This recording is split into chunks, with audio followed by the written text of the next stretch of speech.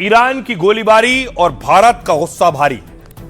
Iran की gun boats ने जहाजों पर अटैक किया, जो समंदर में ऑयल बोट्स थे, गैस की जो वेसल्स थे, उस पर अटैक किया ईरान ने।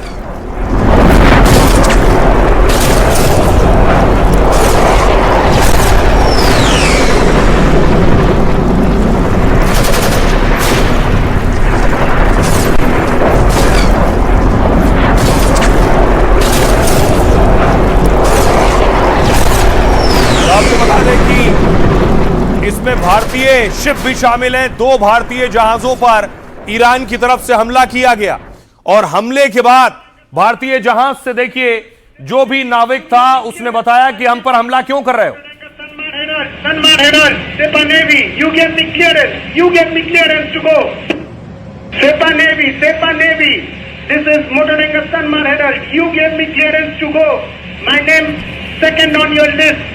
You gave me clearance to go. You are fighting now. Let me turn back. Sepah navy motor tanker Sanmar Herald Sepah navy, आपने मुझे परमिशन दी थी, आपने मुझे जाने की अनुमति दी। सेपाह नेवी, ये मोटर टैंकर सनमार हेराल्ड है, आपने मुझे जाने की इजाजत दी है। मेरा नाम आपकी लिस्ट में दूसरे नंबर पर है, आपने मुझे जाने की मंजूरी दी थी, फिर भी अब आप गोलीबारी कर रहे हैं, मुझे वापस मुड़ने दीजिए। तो भारतीय जहाज पर अटैक हुआ। भारतीय नाविक उसके बाद बोल रहा है कि आपने हमें जाने की इजाजत दी थी, उसके बाद यह अटैक क्यों हुआ। और उसके साथ एक और जहाज जो मौजूद था, भाग्यलक्ष्मी ने भी यही बात दोहराई है। भाग्यलक्ष्मी से कहा गया यहां से जाइए। Iranian Navy, this is Bhagyalakshmi. Go ahead, sir. I read you loud and clear. Good evening, sir. This is Iranian Navy. After pass from that report that and there is no any permission for you to use from Strait. You are ordered to go back to departure immediately. You are ordered to go back to. ईरानी नौसेना, यह भाग्यलक्ष्मी जहाज है। Straight of Hormuz से आवाजाही पर अभी भी रोक है। आप यहां से तुरंत अपने पोर्ट पर लौट जाएं। ठीक है, मैं आपकी बात दोहराता हूं कि स्ट्रेट ऑफ हॉर्मुज अभी भी बंद है, आपको हॉर्मुज से गुजरने की इजाजत नहीं है। Okay sir. जी सर। तो ये सब कुछ हुआ जब भारतीय जहाजों पर अटैक हुआ। जिस हॉर्मुज रूट को लेकर दुनिया भर में चर्चा और तनाव है, जिस हॉर्मुज से सबसे ज्यादा भारतीय जहाज आ रहे थे, वहां ईरान की सेना ने 2 भारतीय जहाजों पर हमला किया। एक जहाज जग अर्नब सऊदी अरब से भारत की ओर आ रहा था, जबकि सनमार हेराल्ड 20 लाख बैरल तेल लेकर इराक से आ रहा था। इन दोनों के बाद 3 और भारतीय जहाज हॉर्मुज से निकलने वाले थे, लेकिन अचानक ईरानी सेना की बोट्स ने गोलीबारी शुरू कर दी। भारतीय जहाज सनमार हेराल्ड की कैप्टन ने ईरानी सेना को फटकार लगाई, कहा आपने हमें इस रास्ते से जाने की इजाजत दी है, फिर हम पर हमला क्यों कर रहे हैं। हमारे जहाज को हरी झंडी मिली है, लिस्ट में दूसरे नंबर पर हमारा जहाज था, फिर अचानक हमारे सनमार हेराल्ड जहाज पर गोलीबारी क्यों की गई। ईरानी नेवी ने कोई जवाब तो नहीं दिया, लेकिन समंदर में फायरिंग करते रहे। हमले में किसी की जान तो नहीं गई, लेकिन एक जहाज के शीशे टूट गए। भारतीय कैप्टन ने जहाज और उसमें सवार लोगों की सुरक्षा को अहमियत दी है, और इसके बाद भारत के 4 जहाज हॉर्मुज से आगे बढ़ने की बजाय वापस लौट गए। और यह सब हुआ हॉर्मुज खोलने के ईरान के ऐलान के 24 घंटे के अंदर, जबकि देश गरिमा नाम का तेल टैंकर हॉर्मुज से सुरक्षित निकल गया है। और इस तरह भारत के 10 जहाज अब तक हॉर्मुज को पार कर चुके हैं, लेकिन 14 जहाज अब भी समंदर में फंसे हुए हैं, भारत नहीं आ पा रहे हैं, क्योंकि हॉर्मुज खुला है या बंद है, इसे लेकर ईरान का रुख साफ नहीं है। यह है स्थिति। अब आपको बताऊं, जिन भारतीय जहाजों पर अटैक हुआ वो हॉर्मुज के पास थे, पार करने की कोशिश कर रहे थे। गन बोट से हमले हुए, लेकिन कहां से आ रहे थे वो जहाज। ये मैप आप देख रहे हैं, ये ईरान का नक्शा है, ये हॉर्मुज है। यूएई से आ रहा था एक जहाज जिस पर अटैक हुआ। उस दौरान यूएई से जैसे ही ये वेसल आगे बढ़ा और इस पर अटैक हुआ। दूसरा जहाज देखिए कहां से आ रहा था, इराक से ये जहाज आ रहा था तेल लेकर, और जैसे ही ये भी हॉर्मुज पर पहुंचा और इस पर अटैक हुआ।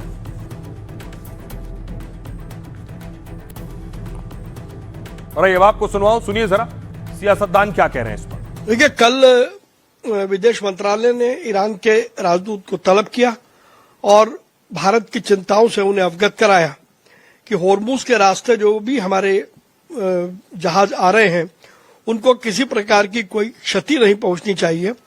भारत सरकार इस बात को लेकर के बहुत ही सचेत है और जब जब कोई भी एक्शन की बारी आएगी तो सरकार कोई भी कदम उठाने से पीछे नहीं हटेगी। ये ऐसा मुद्दा है, राष्ट्रीय हित का मुद्दा है। इस पर हमारा भी स्टैंड यही है कि जितने नागरिक वहां हैं उनकी सुरक्षा सरकार मुहैया कराए, बातचीत करे और जितने शिप हैं उनकी सकुशल वापसी के लिए प्रयास करे। भारत सरकार ने बहुत ही गंभीरता के साथ इस घटना को लिया और ईरानी दूतावास को तलब करके अपनी कड़ी आपत्ति भी दर्ज करे। ईरान की ओर से भी सकारात्मक प्रतिक्रियाएं आई हैं। भारत और ईरान के रिश्ते बेहद आत्मीय रहे हैं और एक दूसरे के हितों की रक्षा वो करते रहे हैं। इस संकट का भी जरूर सकारात्मक समाधान निकला है। पर हमारे एम्बेसी को तत्काल तलब करना चाहिए ईरान के एम्बेसी को कि ये सब क्या हो रहा है। एक तरफ एक भिखमंगा जैसा देश पाकिस्तान वो मध्यस्थता कर रहा है, वो मेडिटेशन कर रहा है, वो बिचौलिया की बात कर रहा है और हम इतने पावरफुल विश्व गुरु हैं। अरे हम गुरु तो तब होंगे जब हमको कोई अपना गुरु माने। हम लोग खुद ही गुरु बनने जाएंगे तो कोई चेले भी तो होने चाहिए 10-20 हमारे पास। अब देखिए जरा, ईरान के जिन गन बोट्स ने अटैक किया वो गन बोट्स हैं कौन सी? ये है वो गन बोट्स जिनसे अटैक किया गया है ईरान की तरफ से।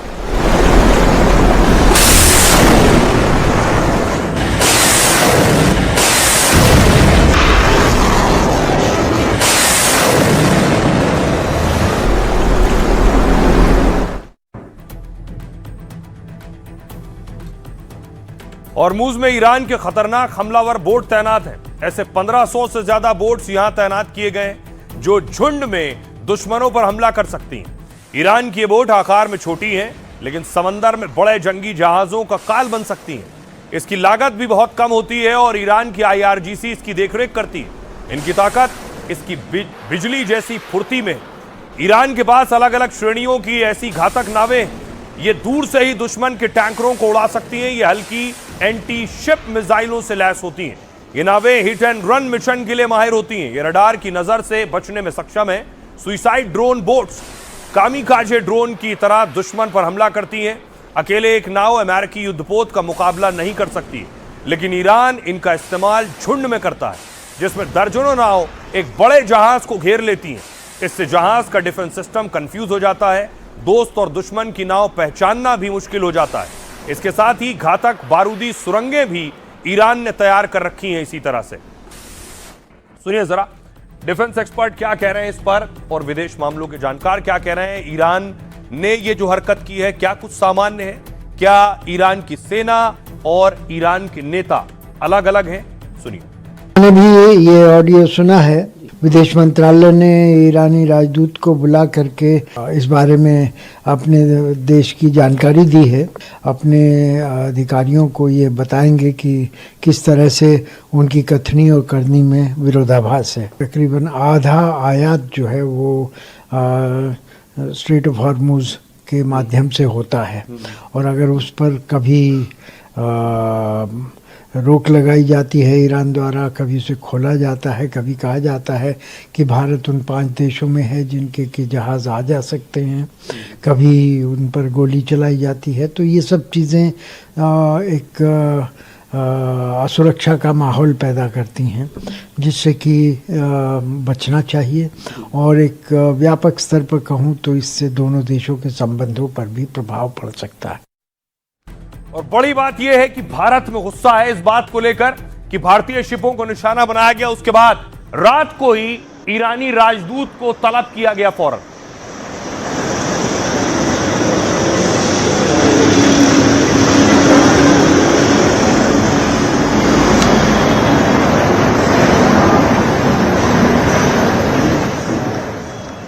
जबकि भारत ने कहा कि हमारे लिए पहले से रूट तय है। ये रूट मैप है, देखिए जो पहले शिप जहां से जाते थे वो आप देख रहे हैं, जो सफेद लाइन आप देख रहे हैं ये है वो रूट जहां से पहले शिप जाते थे भारत के स्ट्रेट ऑफ हॉर्मुज होकर। उसके बाद जो आप पीली रेखा देख रहे हैं वो है दूसरा नया रूट। अब शिप यहां से जा रहे हैं लराग द्वीप से। उसके बाद भी भारत के शिप पर आकर क्यों हमला हुआ इस पर सवाल उठे और यह सवाल किया गया ईरान से और सख्त ऐतराज भी जताया गया है। हॉर्मूज में भारतीय जहाजों पर गोलीबारी से भारत बहुत नाराज है। विदेश मंत्रालय ने तुरंत भारत में ईरानी राजदूत को तलब किया और भारतीय जहाजों पर ईरान के हमले का कड़ा विरोध जताया है। कहा भारत व्यापारिक जहाजों की सुरक्षा को काफी महत्व देता है। ईरान ने पहले भी समंदर में सुरक्षित रास्ता देने में मदद की थी। उनके हॉर्मूज खोलने के ऐलान के बाद हमारे जहाज निकल रहे थे, तो फिर भारतीय जहाजों को सुरक्षित जाने देने का वादा क्यों तोड़ा गया? क्या IRGC और ईरानी नेवी अपनी सरकार की बात नहीं मान रही है? भारत आने वाले जहाजों को हॉर्मूज के रास्ते से आने की तुरंत मंजूरी मिले। ईरानी राजदूत ईरानी अधिकारियों को फौरन भारत का पक्ष और मांग बताएं। ईरान का कहना है, ईरान के सुप्रीम लीडर के प्रतिनिधि हकीम इलाही ने कहा सब ठीक हो जाएगा। इलाही ने कहा भारत और ईरान के रिश्ते 5000 साल से ज्यादा पुराने हैं। दोनों देशों के बीच सभ्यता, संस्कृति और शिक्षा का गहरा जुड़ाव है। हाल में पीएम मोदी और ईरान के राष्ट्रपति पेजेश्कियन में बातचीत हो चुकी है। दोनों नेताओं में अच्छी समझ और बातचीत भी अच्छी रही है, इसलिए जो भी समस्या है बातचीत के जरिए उसका हल निकाला जाएगा। हम भारत की बात को ईरान तक पहुंचा देंगे और जल्द सब ठीक हो जाएगा, वो दावा कर रहे हैं। सुनिए जरा क्या कुछ कह रहे हैं सुप्रीम लीडर के दूत। ईरान और भारत के बीच संबंध बहुत मजबूत है। हॉर्मोज पर भारतीय जहाजों पर हमले का जो जिक्र हो रहा है उस बारे में मुझे कोई जानकारी नहीं है। मुझे उम्मीद है कि सब ठीक हो जाएगा और मामला सुलझ जाएगा। हम युद्ध नहीं चाहते, हम शांति चाहते हैं और उम्मीद करते हैं कि दूसरा पक्ष भी शांति का रास्ता चुनेगा, जिससे पूरे इलाके में शांति स्थापित हो सके। और आपको बताऊं कि आखिर ईरान ने यह अटैक किया क्यों? क्योंकि यह खबर आई कि हॉर्मूज खुल गया है। उसके पीछे रीजन और वजह यह थी कि अमेरिका ने हॉर्मूज में नाकेबंदी कर दी। यह तस्वीर आप देख रहे हैं, अमेरिका ने जो नाकेबंदी की कि हॉर्मूज से कोई वो जहाज नहीं गुजरेगा जो जहाज ईरान से आ रहा होगा, ईरानी बंदरगाह से आ रहा होगा, ऐसा कोई जहाज हम जाने नहीं देंगे। समंदर में पूरी तरह से ब्लॉक कर दिया अमेरिका ने। ईरान गुस्से में था।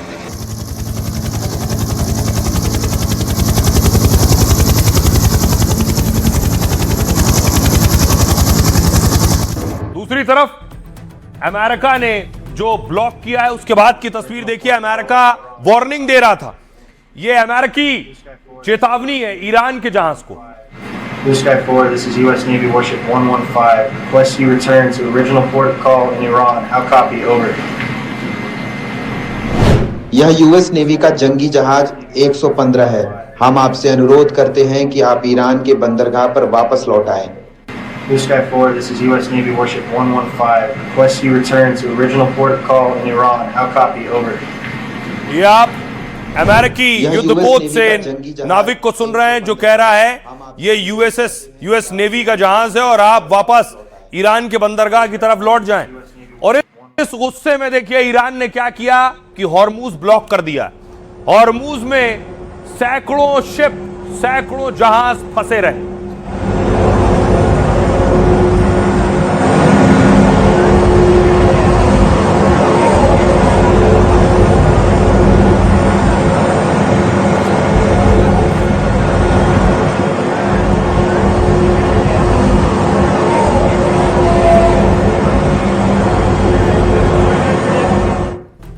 देखिए जरा क्यों ये हालात बन गए।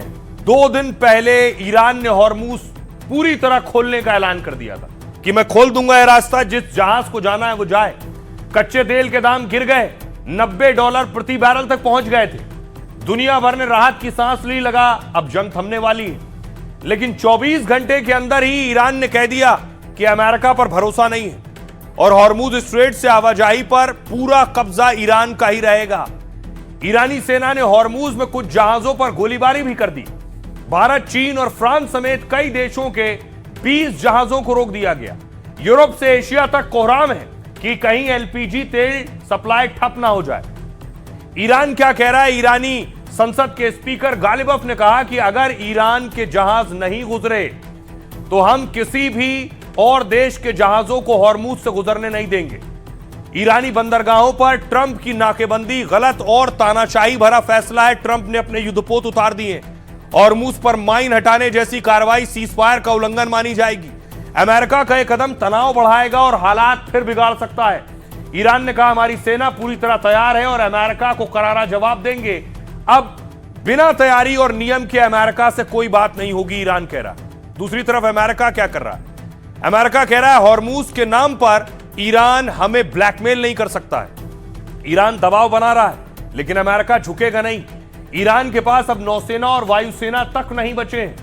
ईरान के पास तो अब अपना लीडर और नेतृत्व भी नहीं बचा है। फिर भी हम बात कर रहे हैं तो उनको नरम रहना चाहिए। अगर ईरान के यही तेवर रहे तो सीज फायर नहीं बढ़ेगा, ट्रंप कह रहे हैं। नाकेबंदी जारी रहेगी और हमें फिर बम गिराने पड़ सकते हैं। ट्रंप ने 1 घंटे के अंदर सोशल मीडिया पर 1-2 नहीं 37 पोस्ट कर डाले हैं। हॉर्मूज में जहाजों पर ईरानी हमले को सीज फायर का उल्लंघन बता दिया है और कहा ईरान का यह कदम जंग को फिर से उकसाने वाला है। साथ ही अगली पीस डील में इस पर भी बात होगी। यह है हालात। अब आइए अब आपको दिखाऊं कि दुनिया कैसे हॉर्मूज के मसले पर मिल रही है। एक बड़ी मीटिंग हुई फ्रांस में, फ्रांस के जहाज पर भी अटैक हुआ था। यह तस्वीर आप देख रहे हैं, हॉर्मूज पर यह बड़ी बैठक हुई। Merci beaucoup. T'emmènes le photographe officiel? Ok, tu prends le caméraman?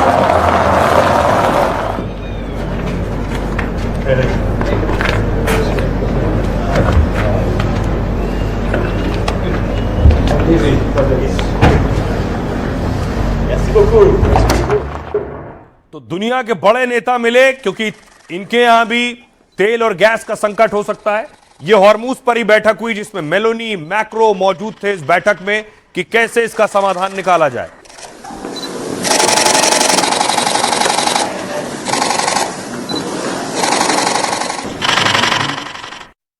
सुनिए जरा क्या कुछ कह रहे हैं, ट्रंप क्या कह रहे हैं और ईरान के विदेश मंत्री क्या कह रहे हैं।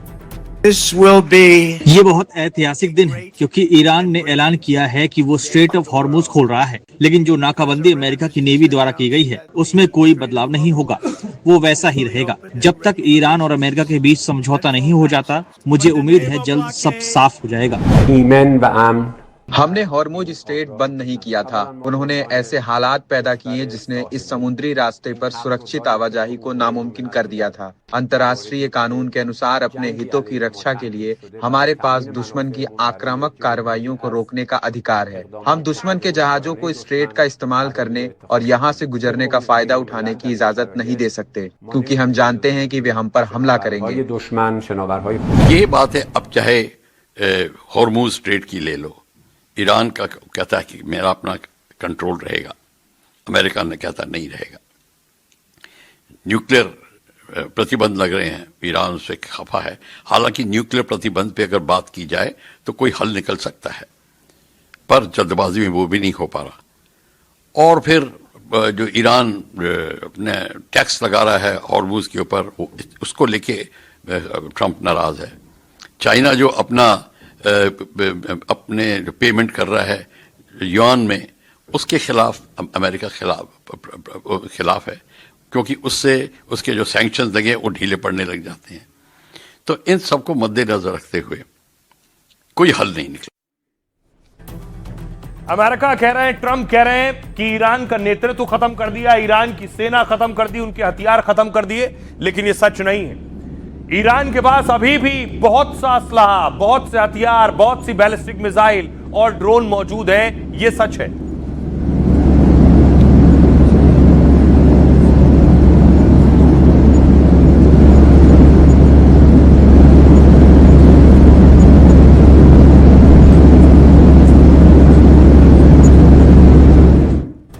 ईरान के पास हथियार नहीं बचे। यह दावा कितना सच्चा है और कितना झूठा। बड़ी बात यह है कि ईरान अमेरिका के बीच 21 अप्रैल को सीज फायर खत्म हो रहा है और इस बीच अमेरिका ने साफ कर दिया है कि अगर समझौता नहीं हुआ तो अमेरिका वापस ईरान पर ताबड़तोड़ बमबारी शुरू कर देगा। ट्रंप का दावा है कि ईरान के पास अब जंग लड़ने के लिए कुछ नहीं बचा है, लेकिन मीडिया रिपोर्ट्स की माने तो ईरान के पास पर्याप्त हथियार है। दावा है कि अब भी ईरान के पास 70% मिसाइल बची हुई हैं। उसके पास 1000 से ज्यादा मध्यम दूरी की बैलिस्टिक मिसाइलें बची हैं। मतलब जंग दोबारा शुरू होने पर ईरान बड़ा हमला करने की क्षमता रखता है। ईरानी फोर्स के पास 60% मिसाइल लॉन्चर्स भी सुरक्षित बचे हुए हैं। दरअसल युद्ध विराम की शुरुआत में ईरान के पास आधे लॉन्चर थे। दावा है कि बाद में सुरंगों और बंकर में छिपा कर रखे गए लॉन्चर्स भी निकाल लिए गए, जिससे ईरान के पास एक्टिव लॉन्चर की संख्या बढ़कर 60% हो गई। रूस के पूर्व राष्ट्रपति दिमित्री मेदवेदेव ने भी ईरान को ताकतवर बताया है।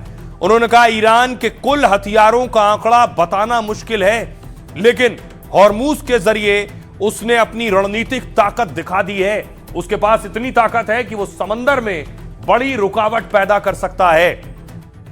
ये कह रहे हैं रूस के पूर्व राष्ट्राध्यक्ष। सुनिए जरा ईरानी कमांडर क्या कह रहे हैं। अगर युद्ध फिर शुरू हुआ तो नई बनी मिसाइलों का इस्तेमाल होगा। ईरान की मिसाइल बनाने की क्षमता को रोका नहीं जा सकता। संघर्ष दोबारा शुरू हुआ तो ये वैश्विक स्तर पर फैल सकता है। अब तक तो जो इंटेलिजेंस रिपोर्ट थी यही माना जाता था कि ईरान के पास चीन द्वारा supplied HQ-9 air defence missile system है, या ईरान के पास रूस द्वारा supplied S-300 air defence missile system है। क्या ईरान ने अपना कोई सीक्रेट एयर डिफेंस मिसाइल बना लिया है? अगर ऐसा है तो ये शायद इंटेलिजेंस कम्युनिटी की, CIA और मोसाद की बहुत बड़ी फेलियर होगी।